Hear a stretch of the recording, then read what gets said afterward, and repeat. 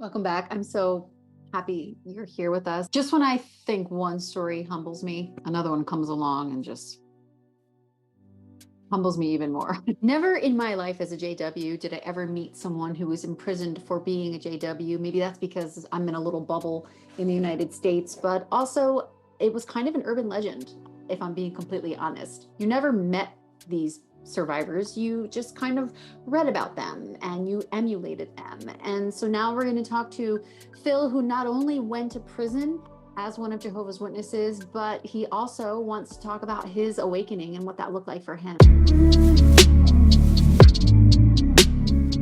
On this channel, we talk about recovering from religious abuse, especially Jehovah's Witnesses. We talk about narcissistic abuse. And if you're new here and you're just waking up and you are really terrified, just know you're going to be okay. Phil, thank you so much for coming on the channel. I know you were supposed to come on a little bit ago and then life happened, and thank you so much for your patience. So take us to what brought you here. You have quite a story. So take it away, friend. Yeah, so I've been watching your channel and I watched quite a few of your interviews. I really like your format. You approach from a very nice perspective because we're all kind of escaping a cold and we're going through a healing process. Regardless if we're coming out as Christians or not Christians or atheists or whatever, walk of life we're trying to choose to take after we left. So yes, I am originally from Greece. I live now in the United Kingdom. My parents started coming into the witnesses around about the 1974. Quite a few people came into becoming Jehovah's Witness around that time in Greece, all because of the promise of the system being near the end and Armageddon and all that. So thankfully, I was baptized as an Orthodox Christian because, as you know, later on, many Jehovah's Witnesses, they were not baptized the right way. We were all baptized in the name of the organization. But as an Orthodox Christian, like the Catholics, they baptize you very early. So I had the original Greek Orthodox baptism that my sister and brother didn't have. They were baptized later on as Jehovah's Witnesses. So yeah, so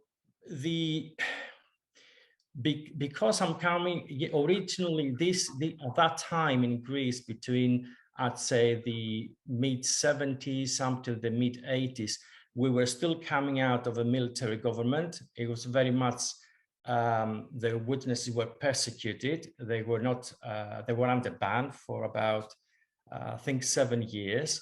But even after we came out of the military government, there was many people were totally against Jehovah's Witnesses. So I was brought up in a small island, which is near Athens. It's called Salamina. You probably heard of it if you watched the film 300. It's part of the film. But being at that time, it was, Greek population Greece was mainly Greeks at the time, not anymore. And they were all Orthodox Christians. So Jehovah's Witness was very much a new thing.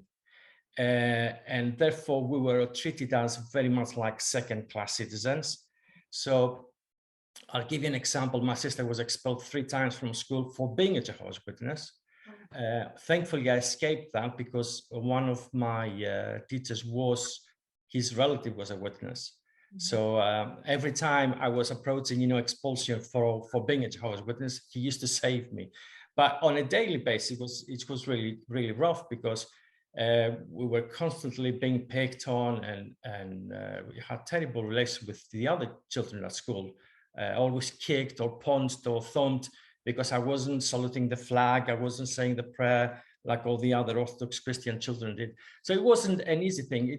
We were very much regarded as second-class citizens at the time. So at some point, having gone through teenage years and everything, my father he was an elder for a long time. He stopped being an elder during the crucial teenage years.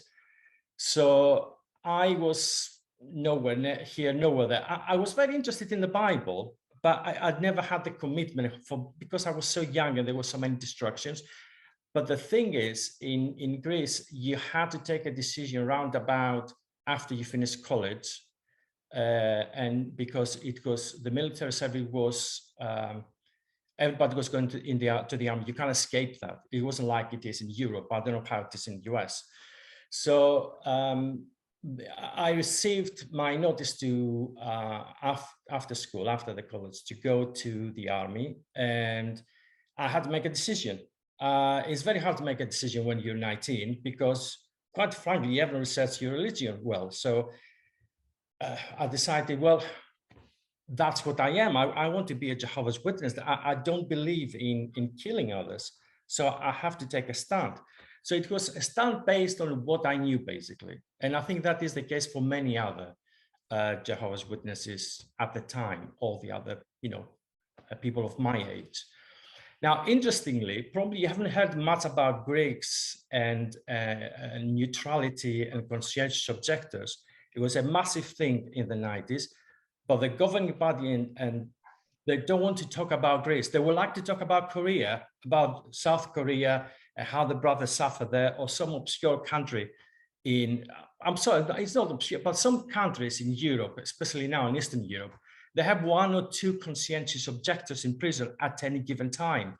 Yeah. But in Greece at the time, when I went to prison in 1989, there were always between 200 to 300 Jehovah's Witnesses in prison for the neutrality issue, and all my age. So it was a big number.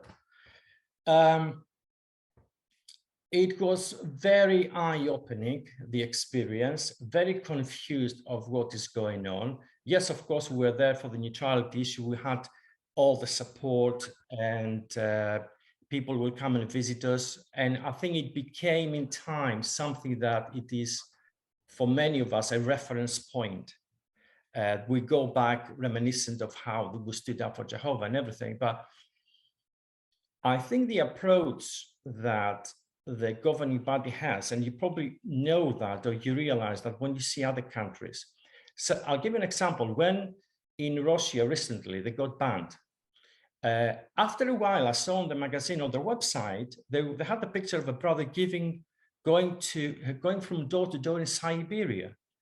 And I thought that cannot be right, because obviously they're under ban. Russians, they won't like that. And lo and behold, this brother, I can't remember his name, he was immediately taken to task and was imprisoned. And I think he only recently got out of prison. So what I'm trying to say is, many times, I think the governing body is trying to further their interests or their objectives by using us as guinea pigs for their purpose.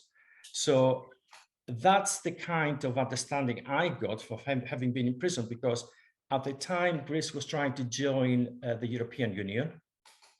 And the only issue they had, it was the fact that they were violating human rights.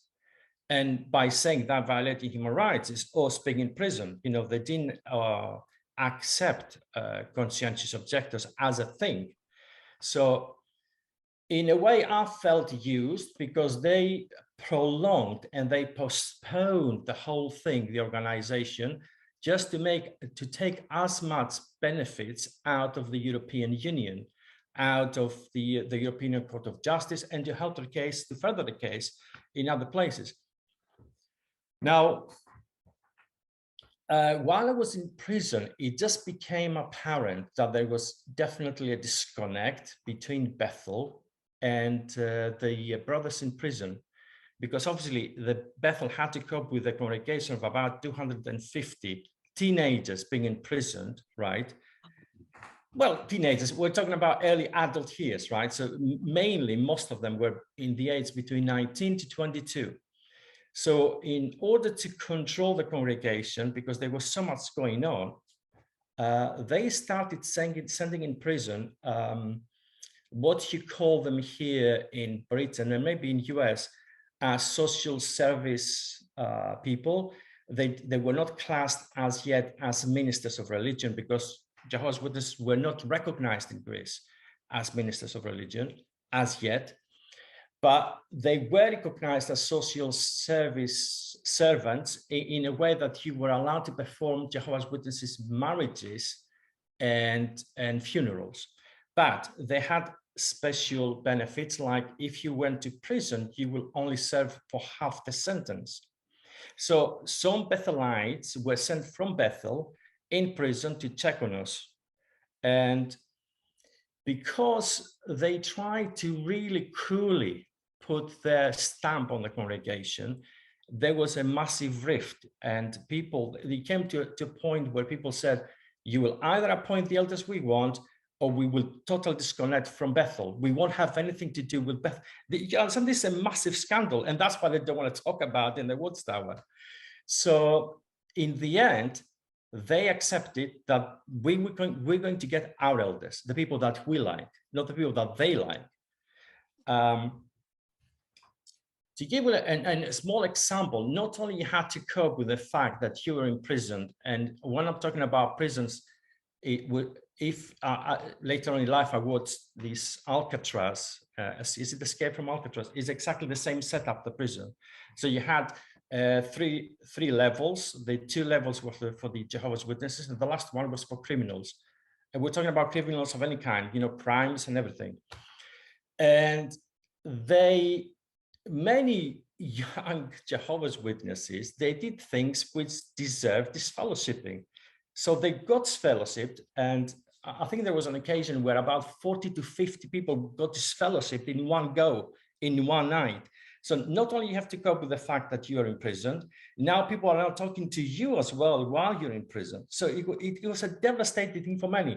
So there was a lot of people resorted on using a lot of antidepressants. I remember many friends of mine, they were just zombified working in the prison because they were so much hooked on antidepressants. But I think the greatest and the worst thing they ever did to us while we were in prison is that the Greek government, because they were under pressure, they offered the Jehovah's Witnesses, the governing body, a way out by letting us having jobs in prison. Like you can collect the rubbish, you can work for the kitchen. Mm-hmm. So that worked your 2 days worked for 1. So you can reduce basically your sentence down to 2 years.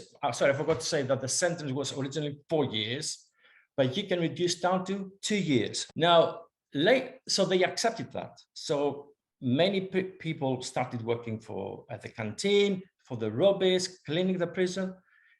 All of a sudden, there was a change in the direction of the governing party, and they said, no, you can't have jobs under the jurisdiction of the Ministry of Defense, because it was under the jurisdiction of the Ministry of Defense.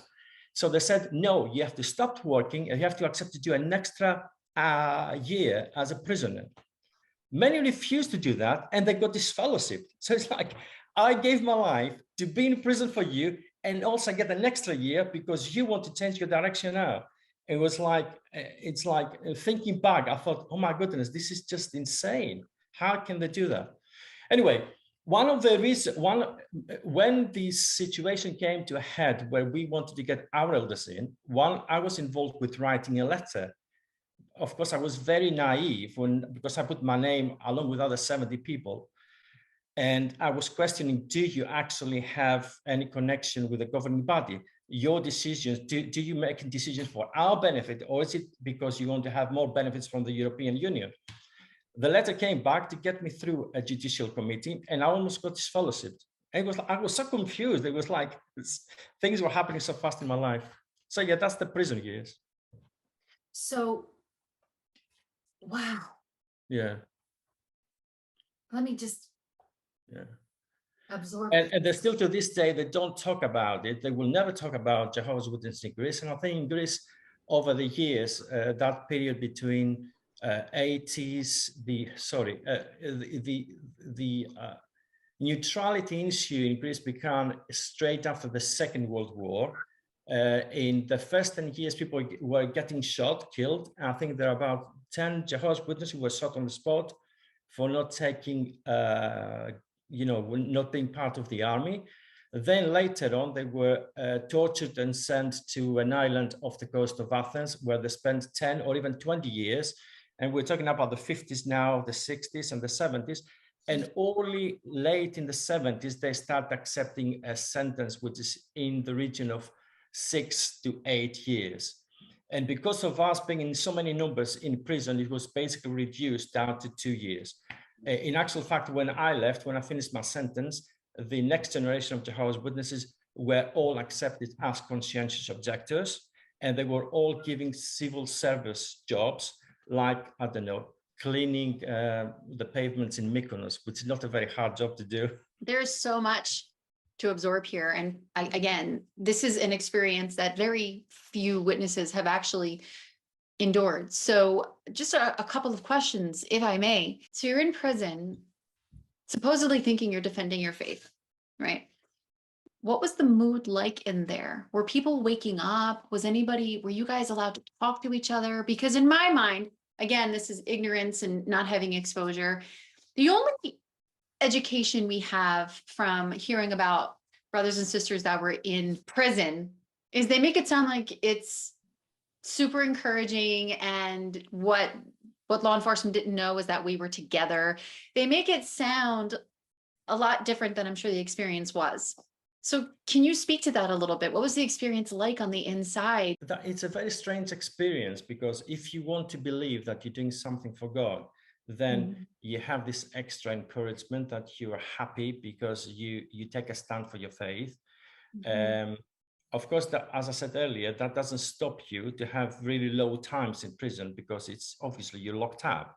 And that's why I said so many people resorted in doing weed, smoking, or I don't know, doing other stuff like, I don't know, like I said, taking antidepressants in large quantities. It was a very strange mixture of being happy, doing the right thing, then you having low periods.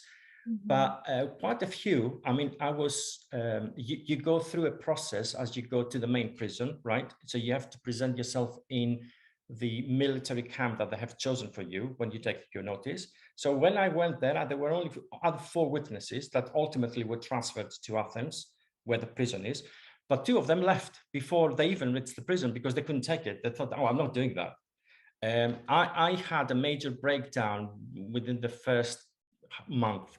It was like total breakdown, but eventually you recover. So I'd say everyone had different experience. Eventually you get used to it. After a while, you become a prisoner in real terms. And I think most of them, it was either a time for them to find out what their faith was, because you have so much time in your hands, or you resort on menial activities. I don't know, going to the gym, lifting weights and all. We had a big library in prison, that we had all the publications of the society. And that was for me an opportunity to learn, because I like reading. And so I went through all the publications because I really like prophecy. I was going through all the, if you remember the old Daniel prophecy book, I think there was volume 1 or 2, I can't remember now. And eventually I came across to a little book called The Letter of James, which I found it very strange because it was so different from all the publications of the organization. And of course, later in life, I found out that The Letter of James, the little book, it was written from Raymond, France, because there's no reference of 2 classes. There is no reference of the 144,000. So it's so different. It sounds like a proper Christian denomination book. But yeah, that gave me an opportunity for me to study my religion and study most of what I believe, my faith. Much of that was very much skewed because, of course, I was getting information from the wrong source about the Bible. But yeah, it gave me an opportunity, whereas others, I think they missed an opportunity. But don't believe the hype that everybody's happy and everybody's praying and everybody is together. There's so much things going on all the time, and it's all the spectrum. Wow. So if I may also ask, when you were in there, did you hear anything from the branch? Did they offer you any encouragement? Did they try to get you out, or was it just? No, it was very much, you'll do what we tell you, and we don't want any questions. And that's the precise reason, because we've allowed And we said, we don't want any direction from you. Get lost. We are disconnecting. We're not anymore part of what you are. And we want our own elders. And eventually they appoint few of our friends as elders, which I think one of them is now today serving as a district overseer or something like this, a second overseer. Yeah. So how long were you in there for? So there is two prisons. One prison is in Athens, which is a totally enclosed environment. It's called Avalona. And it's still, I think there's still videos on YouTube of the prison. And I was there for 2 years. Oh, I forgot to say that because there was a rift between the Greek government and the European Union courts, there was always, sometimes they will get upset with us as witnesses. They will lock us up for days on end, without water sometimes, and without food. And you have to understand, it was a very small cell with 12 people living in it and an open toilet. And we were not even allowed to flush the toilet. So we're talking about, really atrocious conditions. And on top of that, I had a friend who was epileptic, and we're always trying to look after him. So I was there for 2 years, and then because we are considered a better class of prisoners, we're sent to an agricultural prison, which is in the north of Greece, in Halkidiki. And mainly you're allowed there to live in your own house, and you're either working for the prison's fields, doing menial work, or you work for the office. Thankfully, I was saved and I was given a job in the office. It was a little bit better. Still, the experience, it was traumatic. It changed my life completely. Yeah, it is what it is.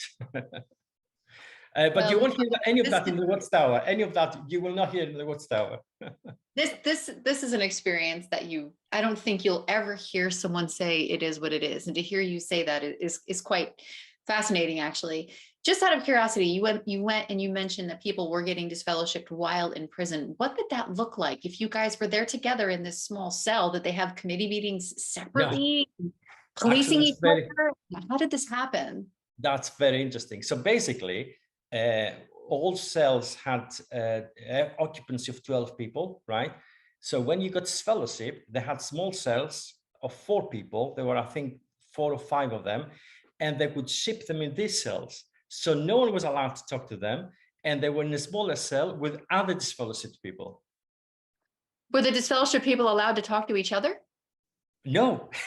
So it was like, well, of course, you can break. Of course, no. Everybody will break the rules and they will speak to each other. But really, in paper, you shouldn't really speak to them. Right. It was basically applying JW rules, because they are insane rules, to a prison environment, and that it just heightened the situation by 100 times. So if you felt lonely or upset or out of place with these rules in place, it was even worse by, I don't know, it was a lot worse. And so how did you, how did one get reinstated if there were no meetings, if there was no, how did that work? There was a kingdom hall in prison. Many times they would lock it up for months, but there was one. So you were allowed to go to meetings. So if you attended the meetings like you do when you're a witness in the outside world, you carry on going to meetings, and then you get reinstated. But some of them, I remember some of them, especially the ones who revolted. They had already jobs and they revolted, and they said, no, we're not going to leave our jobs. We're going to carry on working because we want to reduce our sentence. They got disfellowshipped, and as far as I remember, many of them finished their sentence being disfellowshipped. Hang on. So you got sent to prison for not going to war, for being a Jehovah's Witness. Yeah. Then they give you a kingdom hall in prison? Yeah. So basically, they converted an area in prison where we could have our meetings. So witnesses weren't under ban. It was just the fact that you refused to go to war. You were allowed to practice freely.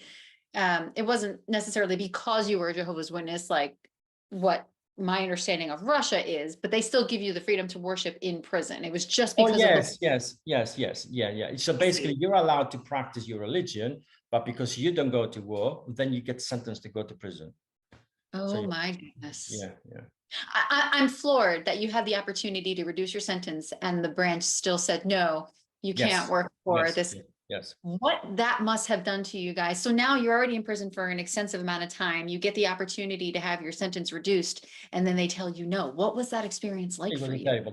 I think it's one of the worst things because, you know, I think, especially, you know, if you haven't done a crime, if you go to prison by your own volition, right?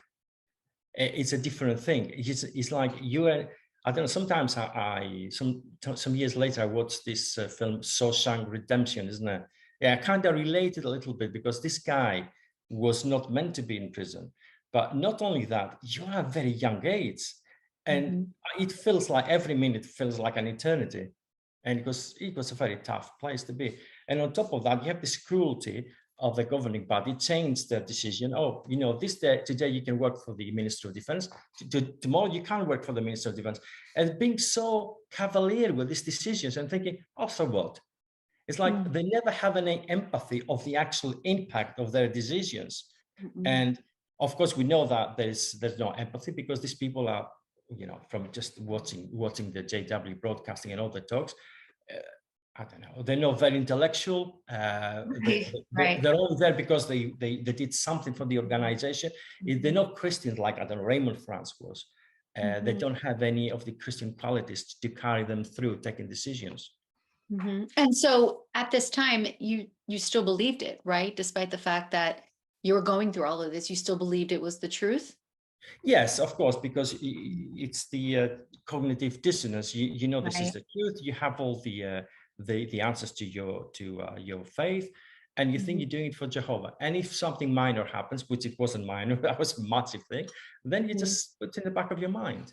And later on in life, of course, I came out of prison.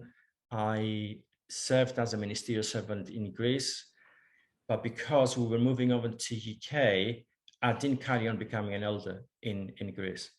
And in the UK, in Britain, well, I went up to becoming a ministerial servant again, giving talks and everything. But I think I was held back because I think at some point I had realized things were not how they were supposed to be. And it just becomes at the time, as you're exiting, people know what you're about and they just don't want you to go any further. Well, how did your release happen? What did that look like? What do you mean release? Release from prison. So yeah, when I mean, you know the date, they give you a date, they give you the notes, what day you're coming out of prison, and then you have either relatives or friends who come to collect you.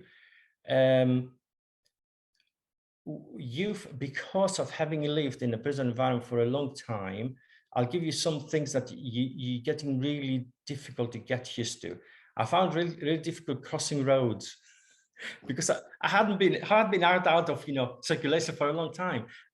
For about 6 months, I couldn't sleep in my bed. I used to sleep on the floor because I found too convenient the bed. I couldn't get used to the experience of being in a bed. So I think it took quite a while. I think it took about 2 years to actually get back to my routine of being, a normal person outside prison. Another element which it was very devastating because I was, as a teenager, I was very much what you call worldly for Jehovah's Witnesses. I had many worldly friends, which they dropped me immediately because I wasn't doing the right thing for my for the country.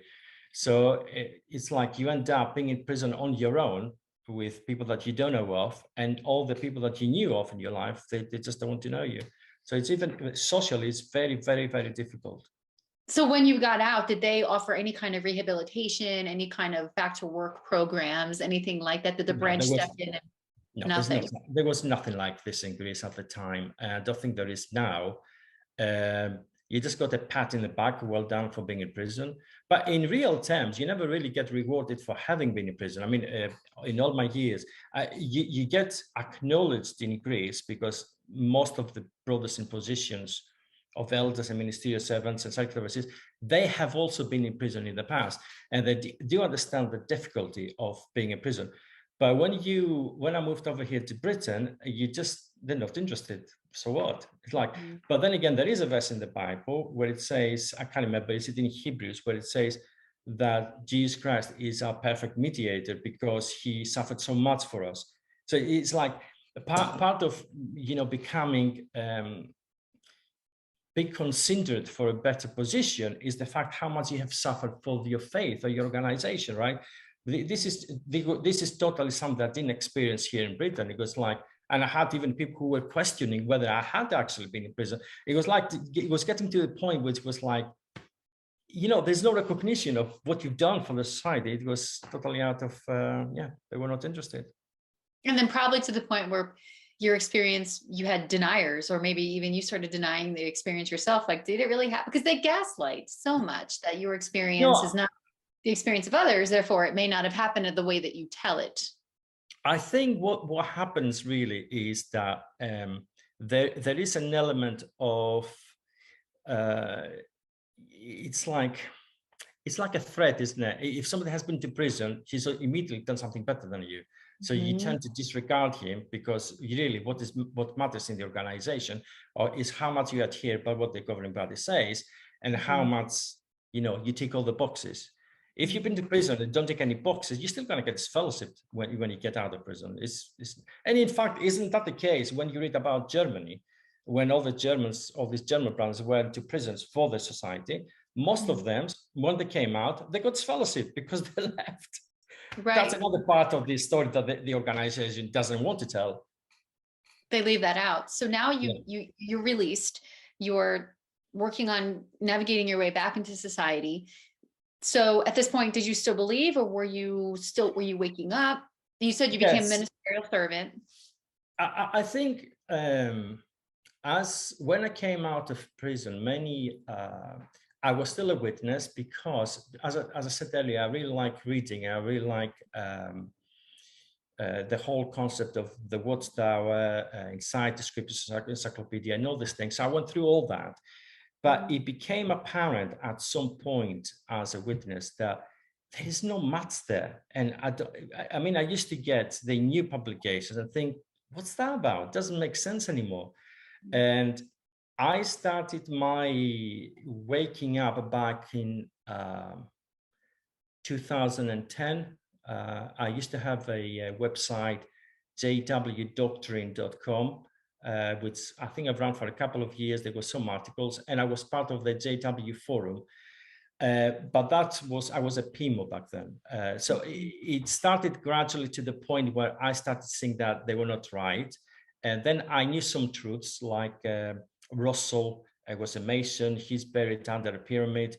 Raymond France was disfellowshipped. He was part of the group. So I knew these bits. But when of course, things happen in your life, or you eventually outgrow your faith as a Christian, because there's only that much the witness can tell you about the Bible. Then eventually you come to a point and say, right, okay, there's a lot more here. That's true. I never would have put it that way. That's so true. Yeah. And you think, right, sorry, I'll do my own research. I can do better than that.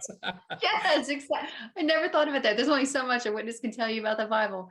I never thought, like the Truman Show, you know, have you ever seen that movie where he gets to the point and he realizes, oh, this is where the water ends. And I never thought of that. Yeah. Okay. So there was a process for about 5 to 6 years. I was unconsciously, I was getting myself out of the witnesses. For example, I never liked the ministry, the door-to-door ministry, not because I wasn't brave enough. I can talk to anyone. I just didn't find productive. I found it was totally counterproductive. So at some point, while I was still a PM, when I was still learning about, you know, things outside my faith, I came across a website called Meetup. You probably know that, meetup.com. Yeah, Meetup. It was, I don't know if it's still popular, but it was really popular back in the between 2010, 2015 here in Britain. So as I thought, let's start, and I started a group for denominational Christians that can all come together and speak about their faith.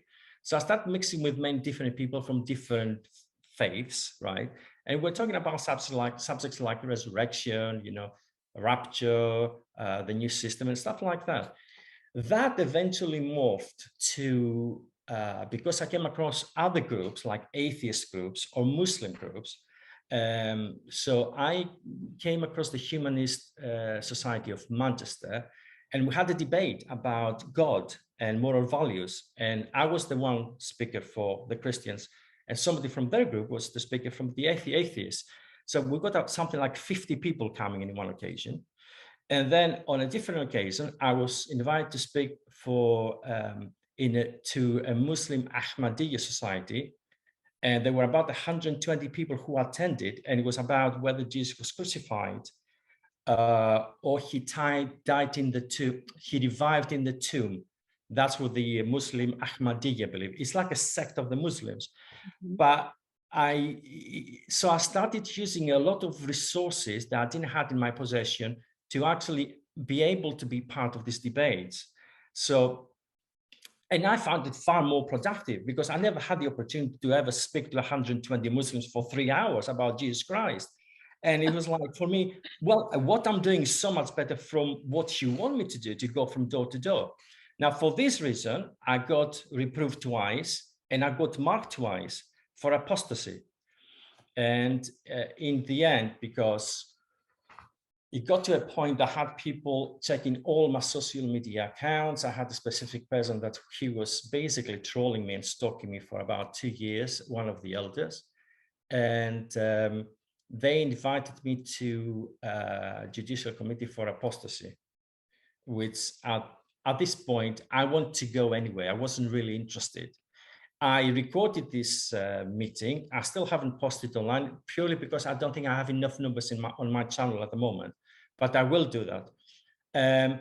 So before the meeting, before the judicial committee, the circuit overseer came to see me with one of the elders. So the elders called me and he said, "Oh, the circuit overseer really missed you and he wants to speak to you."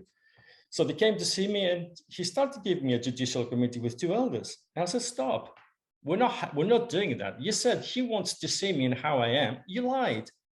So the circuit overseer turns around to the elder and said, I said, "How did you find your experience of being here in Wilmslow?" Because I'm from Wilmslow, for people who know. How did you find your experience being here in Wilmslow for 3 years? And he turned over to the elder and he said, "I've never had to deal with more obstinate elders in my life," in his presence. Wow. So they packed up, went, and he gave his final talk on that Sunday. And he started telling people in the congregation from the platform, it is all right to have questions about the governing body. It is all right to question your faith. And I'm thinking, wow, are you listening? What is going on? It just went over the head. Obviously, the guy was trying to stand up for me. And when he left, they invited me to this judicial committee. I thought about it and I'm thinking, right, I will disassociate anyway.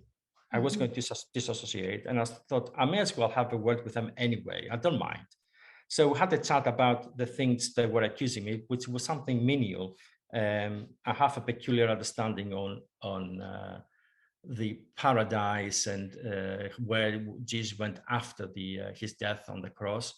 So it was all about that. So we had a conversation for about an hour.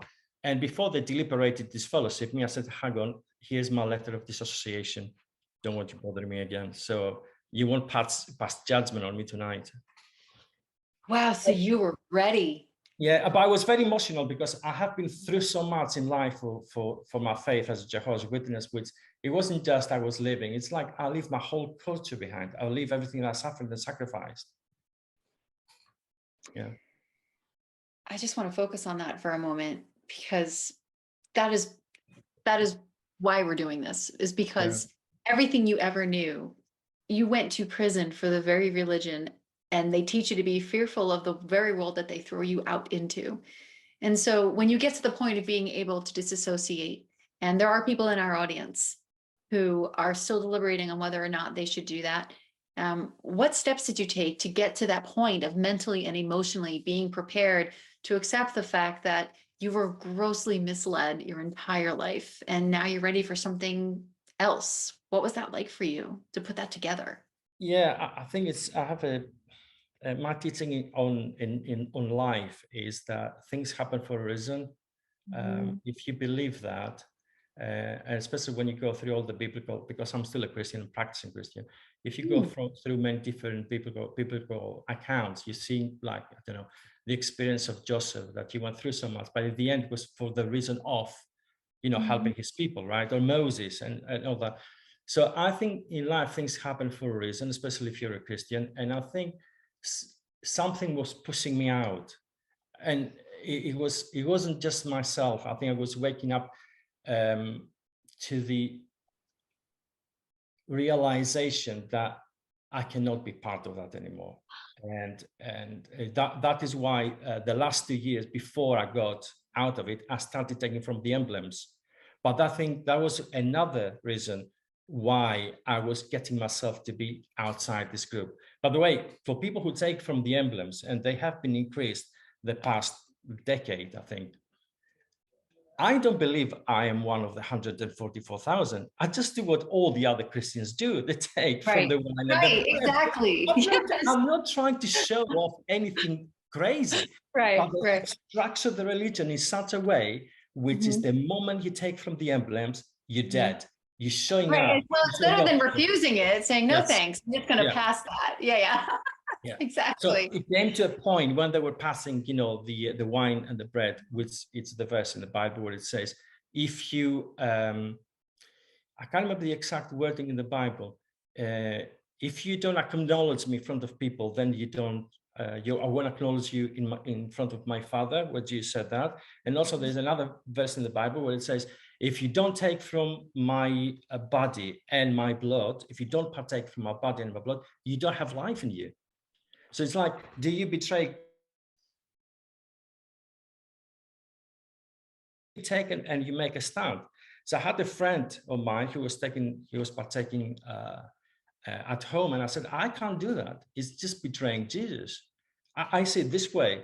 So yes, that also pushed me out, because of course you take it in a stand. And I was making a point also in one of my recent videos that stop for a week talking about Jehovah. Never mention the word Jehovah. Just mention all the word Jesus.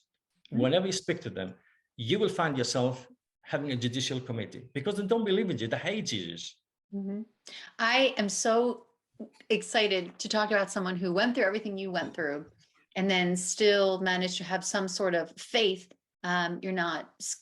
The reason why I say that is because when I first started waking up, I remember someone once told me to word it in the sense that you're not leaving Jehovah, you're leaving an organization who is masquerading as representing Jehovah. And then I had a really big problem with the fact that the governing body was replacing Jesus with themselves. It really bothered me. And then once, when you're waking up, you do this deep dive in different religions, and you go through this rabbit hole of research. And I was really I could understand the book Crisis of Conscience. My conscience started bothering me to stay in that religion. That sounds exactly like what you're describing. So now you left, you're unraveling JW doctrine. I'm very curious as to how Christianity then wasn't something that you were staying away from entirely, or having faith in God. So how did that happen for you? Yeah, I think it's like the parable of the different soils, isn't it? If you don't have the word, if the word is not deep in you, if you don't let it grow in you, then you get stumbled. That's what it is in the Bible. And eventually, if you don't divorce the idea, don't throw away the baby with the bathwater, right? Right. The Bible is a different thing. A relation with Jesus Christ is a different thing. Jehovah's Witness is another thing. So like I said, it's a process you have to go through. And eventually you get rid of that part which is foreign to you as a Christian, and you're only left with the right things, having a relationship with Jesus Christ and being a believing Christian. So I have this take on life that things happen for a reason. It's like sometimes you go through tribulation and all this hardship for something better to come out of it. Now, that's my take. And it's beautiful.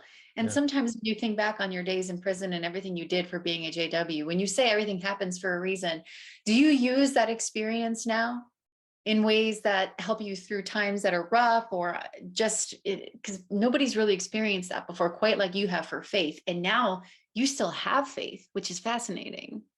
I think in the future, if you believe what the Bible says about the end times, there is 3 destinies for anyone who believes in Christ. You will either go captive, or you will die by the sword, or you will escape, as Revelation says. So therefore, if you have experienced prison, I think many of us will end up in prison if you declare to be a Christian in the near future, is an extra asset. And no, it is something which is a very interesting experience in my life, has affected my life. But then again, it's, I don't know. Yes, it hasn't, yeah, I have managed to divorce the different aspects, the bad aspects and the good aspects, and I've get the best out of all of them. Wow. Yeah. Wow. What a story, my friend. Yeah. So what does life look like for you now? You're living in the UK, you said, Yes, and yes, you're a practicing Christian. So tell us a little bit about your healing journey and how things look for you now. And I would love to segue into if you could speak to a younger version of yourself who's waking up and figuring it all out, what you would say to him, because he's in our audience as well. Yeah. Well, living your religion at the age of 50 is not an easy thing, because you basically abandon all your social structure, as you know well, and you have to rebuild your life from zero. And especially if you're a foreigner in a different country, it's even worse. I've kept myself busy with the things I like. I mean, I have a channel where I mainly expand on different doctrines of the Jehovah's Witnesses, and I started now doing the Watchtower on a weekly basis. I also like writing books. I finished my second one now. My first one is on Amazon. Is called 5 Planetary Disasters of the End. And there is another one coming out soon in a couple of months, which is an expansion of Daniel 2, 42 and 43 about the feet of the image. So yeah, I keep myself busy doing this kind of things. I have a very small circle of friends, as you do understand. It's very difficult. They have to be ex-JWs, and they have to also be Christians. I have friends who are not Christians. I have many friends who are, but it's like the comfort zone. It's that, because I'm getting older, and I want, as you're getting older, you don't need that many friends around you. Right. But if I could speak to my younger self, and I think if I could speak to anyone who tries to escape at a younger age now, the Jehovah's Witnesses, with Jehovah's Witnesses now is a very different animal from what it was when I was growing up in the 80s. I'd say, first of all, be very mindful of the people around you who will get affected. If you have a wife or you have parents, it doesn't necessarily, if it doesn't fit what you want to do, you don't have to tell them the whole story, and you have to take it easy with them, small steps at a time. Don't throw all the truth at them straight away, and see it as a process, because many people think Jehovah's Witnesses is just the call to escape. There are so many other calls that people are trapped in. You have Scientology, you have the Mormons, and also the system we're living in, it is a cult. You turn on the television and they only give you the news that they want. You don't take the whole spectrum of news. So it's like a constant fight for the truth in all areas, in all walks of life. It's not just the Jehovah's Witnesses.